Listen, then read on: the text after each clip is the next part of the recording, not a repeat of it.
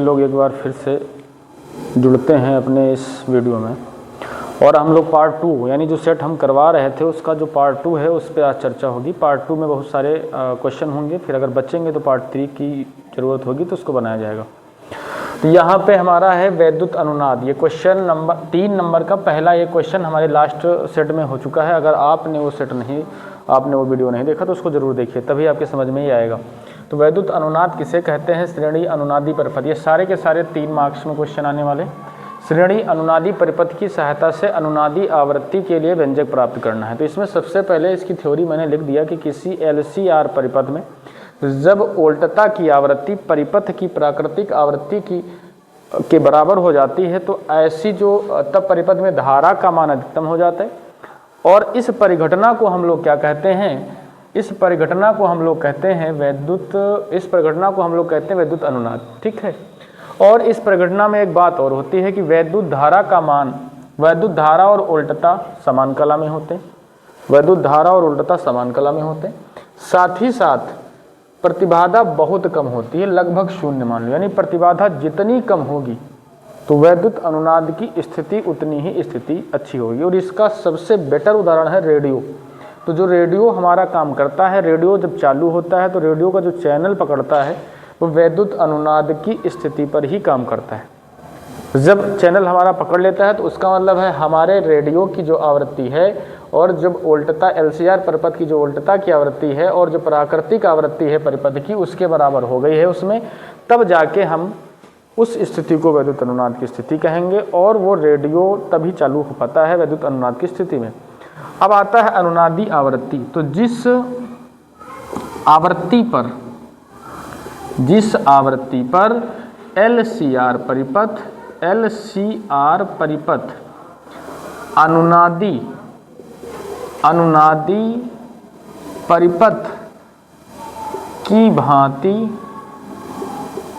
परिपथ की भांति व्यवहार करता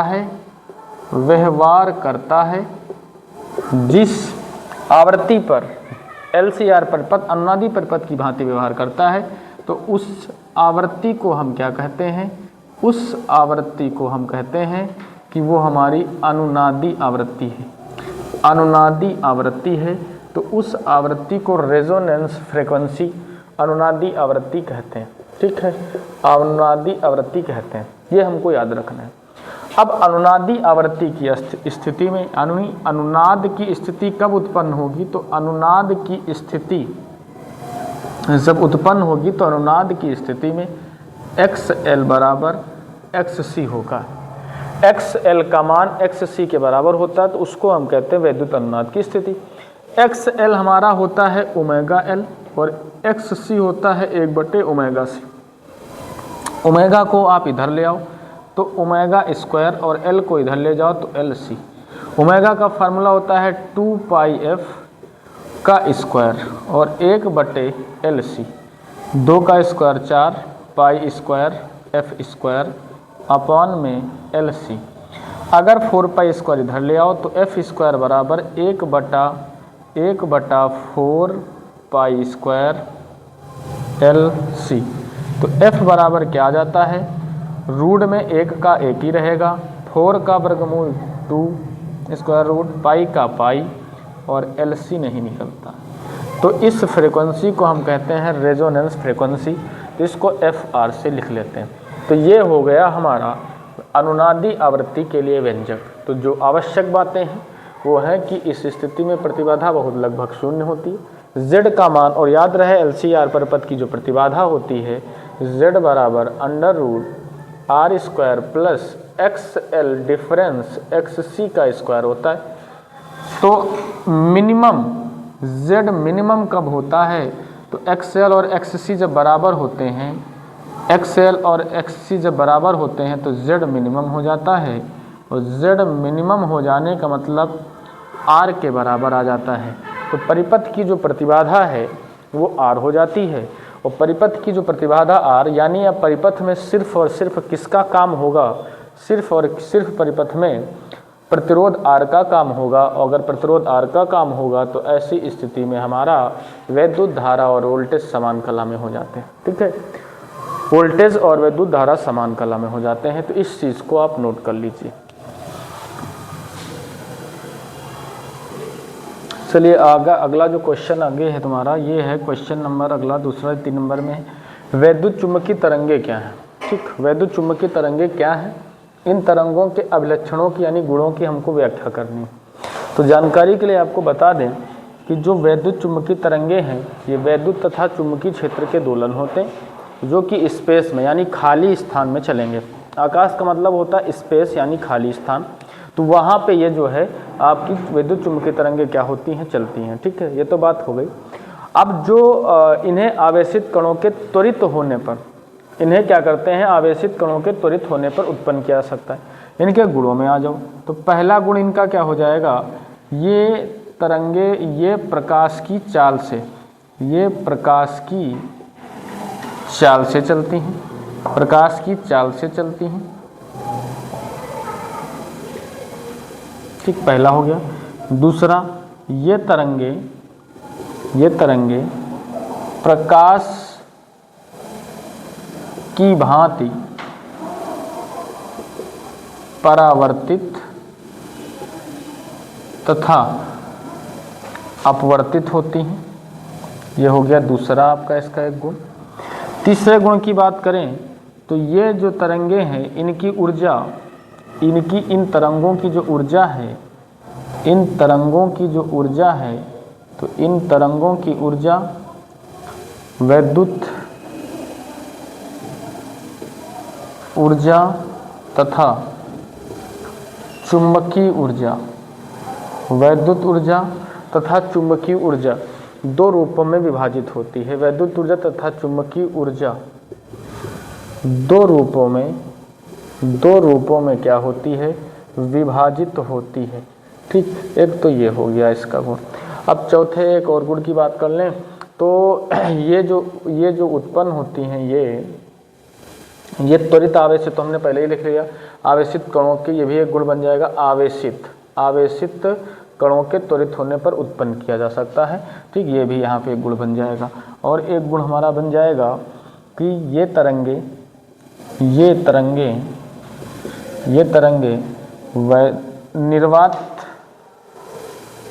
निर्वात तथा वायु दोनों में चल सकती हैं। ठीक, ये हो जाता है वैद्युत चुम्बकीय तरंगे क्या है, इन तरंगों के गुण। ठीक है, अब अगला क्वेश्चन देख लेते हैं। अगला क्वेश्चन है कि 9I तथा 4I तीव्रता की हमारे पास दो तरंगे हैं। ठीक है, अब ये दोनों तरंगों की परिणामी तीव्रता हमको निकालनी है। अब इन दोनों तरंगों की जो परिणामी तीव्रता है उसके लिए उन्होंने कंडीशन दी है, नंबर 1 की कला संबंध है और नंबर 2 में उन्होंने हमसे कहा कि कला असंबंध है। तो अगर नंबर 1 की बात करें तो जब कला संबंध, देखो तीव्रता का जो फार्मूला है I बराबर I1 plus I2 plus 2 I1 I2 cos phi होता है। ठीक है, और आयाम का जो फार्मूला है, आयाम का तो R बराबर A1 square A2 square plus 2A1 A2 cos phi होता है, R स्क्वायर बराबर। ठीक, तो ये आपका तीव्रता का, और यहाँ रूड लगता है, याद रखना रूड लगता है, 2I1 I2 रूड में। तो हमको यहाँ पे देखो I1 का मान दे रखे हैं 9I, हमको यहाँ पे I1 का मान दे रखे हैं 9I और I2 का मान दे रखे हैं 4I। तो I1 और I2 के मान हमको मिल गए। अब हम क्या करेंगे, I बराबर कला संबंध, नंबर 1 कला संबंध में फाई का मान 0 लेना, एक ही कला में है। I बराबर I1 का मान कितना लेंगे 9I और I2 का मान कितना लेंगे 4I प्लस 2, रूट में I1 का मान रखेंगे 9I और I2 का मान रखेंगे 4I और cos फाई का मान रखेंगे 0 डिग्री। ठीक है, तो I बराबर 9I और 4I मिलके हो गए 13I। 9 चौको 36 और 36 का जो वर्गमूल है वो 6 आएगा। तो 6 इंटू में, और आई स्क्वायर तो आई का वर्गमूल आई आएगा, कॉस 0 का मान 1 होता है। 6 दूनी 12 हो जाएंगे, तो 12 और 13 मिलके हो जाएंगे 25 आई। तो ये पहला आंसर आ जाएगा। दूसरे आंसर की अगर बात करेंगे तो दूसरा है कला असंबद्ध हो। ऐसी सिचुएशन में फाई का मान 90 डिग्री ले लेते हैं और आई बराबर I1 प्लस I2, क्योंकि देखो I1 plus I2 2I1 cos phi, cos 90 का मान 0 होता है, इसलिए ये पूरा 0 हो जाएगा। तो I बराबर I1 का मान है 9I और I2 का मान है 4I। तो I का मान 9 और 4 13 मिलके जो आया, यहाँ I डैश लिख लो, I डैश लिख लो, I डैश एक मान, यहाँ I डैश डबल डैश लिख लो, ये दूसरा मान, मतलब I हमारा पहले से दिया था, या I टोटल लिख लो। ठीक है, आगे जो अगला क्वेश्चन है वो है नाभिकीय विखंडन। ठीक, क्वेश्चन है, क्वेश्चन लिख लेते हैं। अगले क्वेश्चन देखो, अगले क्वेश्चन की तरफ चलेंगे तो नाभिकीय विखंडन से जुड़ी हुई क्वेश्चन में हम नाभिकीय विखंडन का उदाहरण सहित समझाइए। तो नाभिकीय विखंडन को उदाहरण सहित समझाने के लिए देखो, जब किसी भारी नाभिक पर न्यूट्रॉनों की बमबारी करवाई जाती है, भारी नाभिक ले लिया, उस पर न्यूट्रॉन फेंके गए, तो भारी नाभिकों पर न्यूट्रॉनों की बमबारी करवाने पर वो क्या होता है, लगभग 2 नाभिकों में टूट जाता है, 2 हल्के नाभिकों में, और वो 2 हल्के नाभिक लगभग बराबर बराबर के नाभिक होते हैं। तो इसके एग्जाम्पल में हम क्या लेंगे, 92U235 है हमारे पास, और इसमें क्या किया, न्यूट्रॉन की बमबारी करवाई। जब न्यूट्रॉन की बमबारी करवाई तो 92U236 बन गया। ठीक है, और उसके बाद अब ये 2 भागों में टूटेगा, जिसमें पहला भाग है 56BA 144 प्लस दूसरा हमारा जो बनता है 36KR क्रिप्टॉन होता है, और 144 36 ये बन जाता है 89। साथ ही साथ 3 न्यूट्रॉन निकलते हैं, 3 न्यूट्रॉन निकलते हैं और बहुत अधिक मात्रा में ऊर्जा निकलती है। तो ये इक्वेशन नाभिकीय विखंडन की बहुत इंपॉर्टेंट है, आपको पता होनी चाहिए। ये 1 नंबर में भी लिखने के लिए आ सकती है कि नाभिकीय विखंडन की समीकरण। ठीक है, तो नाभिकीय विखंडन की समीकरण 92U235, 1 न्यूट्रॉन डाला गया और ये बनके तैयार हुआ। 3 नंबर में क्वेश्चन था, बढ़िया था, नाभिकीय विखंडन को उदाहरण से समझाना था। ठीक है, फिर अगले क्वेश्चन को नोट कर लेते हैं। फिर अगला क्वेश्चन है कि 500 एंगस्ट्रॉम तरंगदैर्ध्य का प्रकाश देने वाले 40 वाट के एक वर्णी प्रकाश स्रोत से प्रति सेकंड उत्सर्जित होने वाले फोटानों की संख्या निकालनी। ठीक है, तो यहाँ पे देखिएगा, एक फोटान की जो ऊर्जा होती है, यहाँ सबसे पहले लैम्डा बराबर 500 एंगस्ट्रॉम आपको दिया जा रहा। तो अगर 500 एंगस्ट्रॉम है तो 500 को 10 की घात -3 से 10 से गुणा करवा लो, तो 5 × 10 की घात -8 मीटर बचेगा। 2 जीरो इससे कैंसिल हो जाएंगे। ठीक, अब एक फोटान की जो ऊर्जा है, एक फोटान की जो ऊर्जा है, एक फोटान की ऊर्जा का जो सूत्र है E बराबर वो होता है hc/λ। तो फोटानों की अगर प्रति सेकंड उत्सर्जित फोटान निकालने हैं, फोटानों की संख्या निकालनी है, फोटानों की संख्या निकालनी है। तो फोटानों की संख्या निकालनी है तो इसका मतलब हो जाएगा बराबर P क्या है हमारे पास 40 वाट है, तो P/hc/λ, लैम्डा ऊपर चला जाएगा तो P/hc कर लेंगे। P का मान रखेंगे 40, लैम्डा का मान रखेंगे 5 × 10 की घात -8, h का मान रखेंगे 6.6 × 10 की पावर -34, c का मान रखेंगे 3 × 10 की घात 8। कैलकुलेशन कर लेना, 5 और 4 का गुणा हो जाएगा 20 यानी 200 × 10 की घात -8, 34 ऊपर जाएगा प्लस का 34 हो जाएगा, 8 ऊपर जाएगा माइनस का 8 हो जाएगा, और 3 का 6 में गुणा 19.8, 66 में 3 का गुणा 19.8। तो 200 है, पॉइंट हटा के 0 बढ़ा लो, तो ये आ गया आपके पास 2000/198। इंटू 10 की घात 8 है, 34 है, तो 8 8 16 हुए। और 34 से 16 अगर चले जाएंगे तो 34 से 16 जाने पर हमारे पास क्या बचेगा, 34 से 14 जाएंगे तो बचेंगे 20, और 2 और चले गए तो बच्चे 18। 10 की घात बच्चा हमारे पास 18। अब इसमें एक ये वाला जीरो इसको और दे दो, तो ये बच गया 200/198 इंटू 10 की घात 19 हो गया। ठीक है, 10 की घात हो गया 19। 198 से 200 को भाग करोगे तो पहले तो एक बार में जाएगा, पॉइंट लग जाएगा, और 200 में फिर बचेंगे 2, 0 फिर 1, तो 10 की घात 19। तो लगभग में किसके बराबर, 1 गुणे 10 की घात 19 फोटान आएंगे। 1 गुणे 10 की घात 19 फोटान हमारे पास इसका जो है आंसर आ जाएगा। ठीक है, इसको नोट कर लो। तो हमारे पास क्वेश्चन अगला कौन सा मिला कि यदि प्रिज्म का कोण तथा न्यूनतम विचलन ये आपस में क्या है, दोनों बराबर हैं, तो हमको पता करना है कि उसका जो अपवर्तनांक है वो क्या होगा। ठीक है, तो अपवर्तनांक देख लीजिए।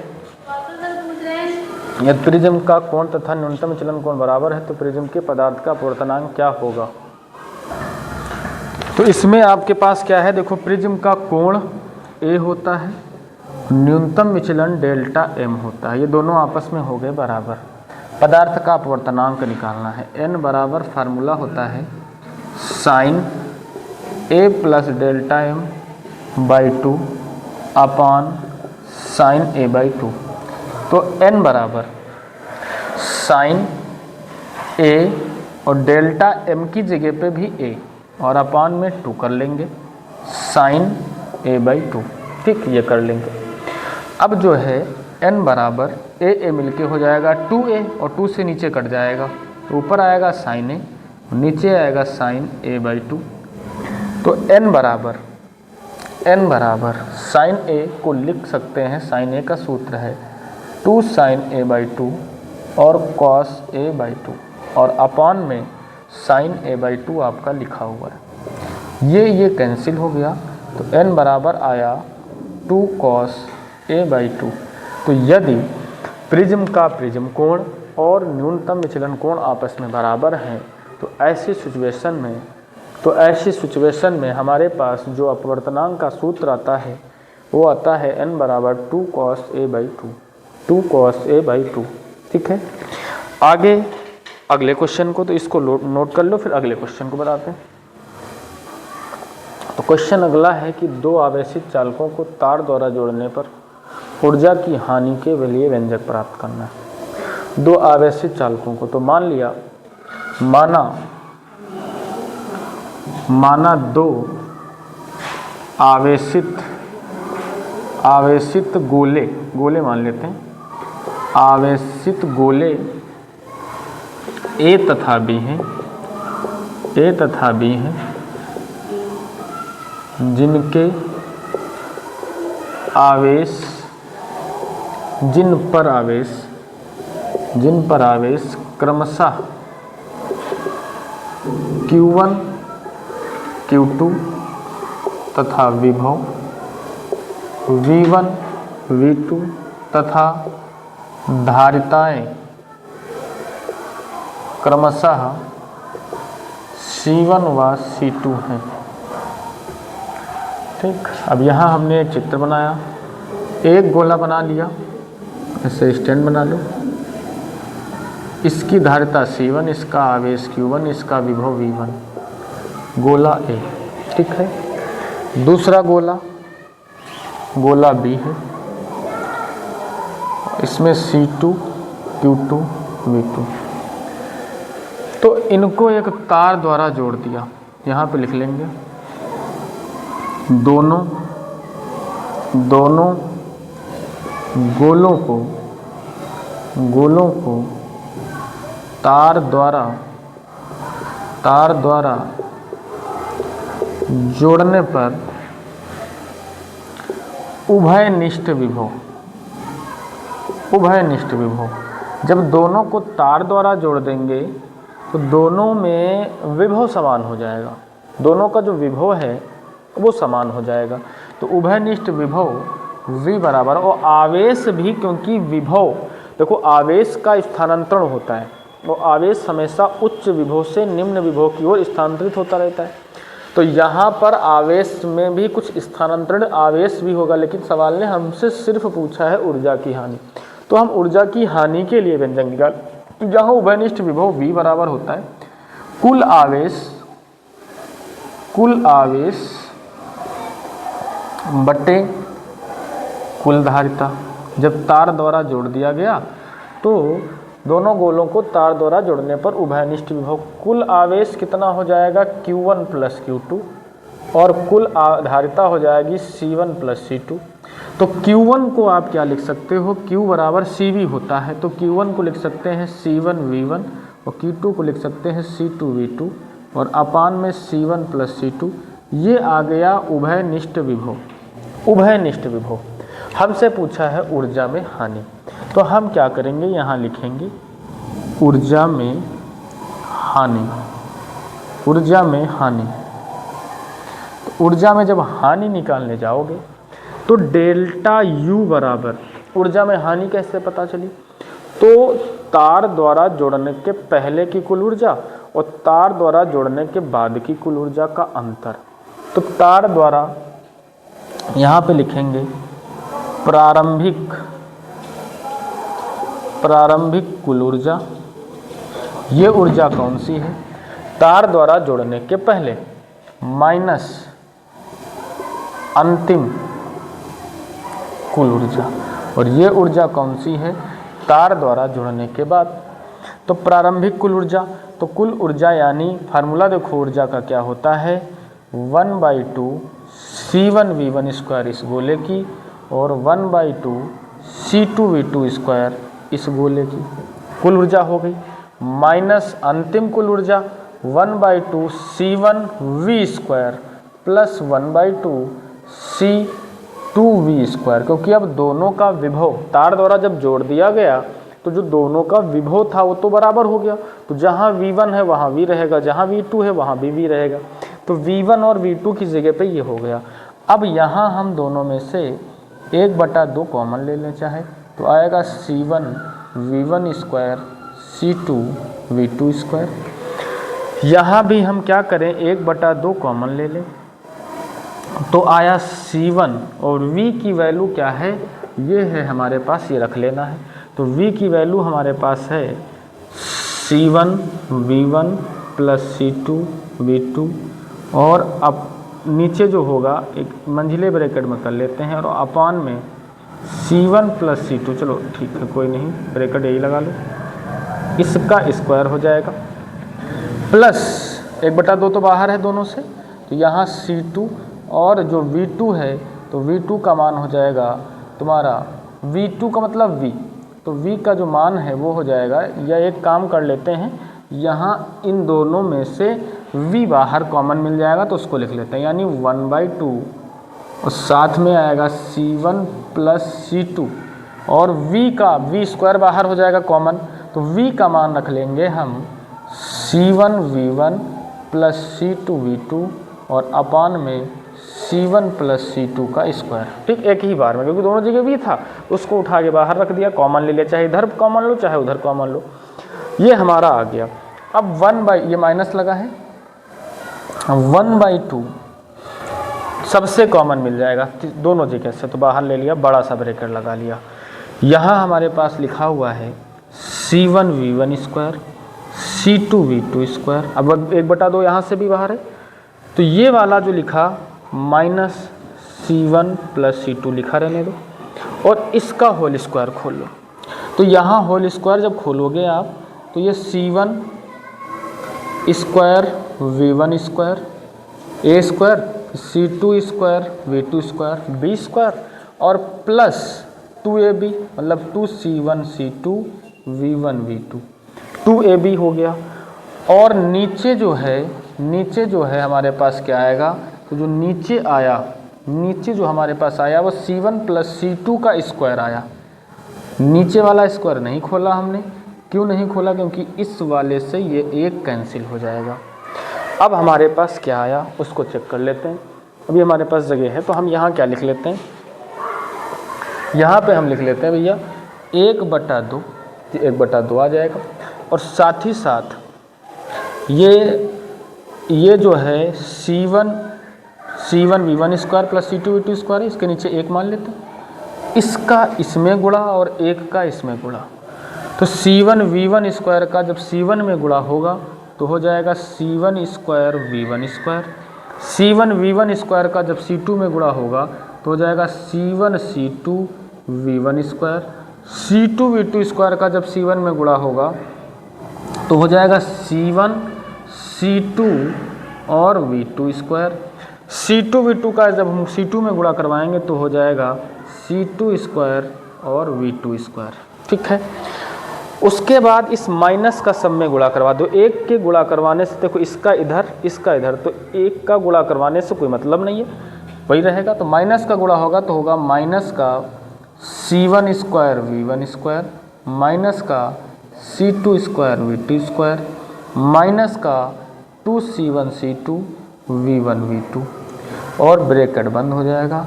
और नीचे क्या आ जाएगा, नीचे क्या आ जाएगा, तो नीचे हमारे पास आ जाएगा C1 प्लस C2। ठीक, और बड़ा सा ब्रैकेट इधर लग जाएगा। देखेंगे तो C1 V1 स्क्वायर प्लस है, C1 V1 स्क्वायर माइनस है, ये कैंसिल होगा। C2 V2 स्क्वायर प्लस है, C2 V2 स्क्वायर माइनस है, ये कैंसिल होगा। तो मेरे पास जो बचा उसको इधर लिख लेते हैं। मेरे पास जो बचा वो बचा डेल्टा U बराबर 1/2 और ब्रैकेट के अंदर क्या बचा, ब्रैकेट के अंदर बचा C1 C2 V1 स्क्वायर। तो देखो सब जगह से C1 C2 कॉमन मिलेगा। C1 C2 यहाँ भी है, C1 C2 यहाँ भी है और जो बचा C1 C2 यहाँ भी है। तो C1 C2 कॉमन ले लिया और नीचे वाला C1 प्लस C2 इसी के बटे में लिख दिया। और अब जो बचा अंदर वो बचा V1 square plus V2 square और माइनस का 2V1 V2 और इसको हम लिखेंगे V1 माइनस V2 का होल स्क्वायर। तो ऊर्जा में हानि का जो सूत्र आया वो 1/2 C1 अपान C1 प्लस C2 और ब्रैकेट में V1 माइनस V2 का होल स्क्वायर। ये हमको प्रूफ करके लाना था ऊर्जा में ह्रास यानी ऊर्जा में हानि। ठीक है, तो इसको आप नोट कर लीजिए।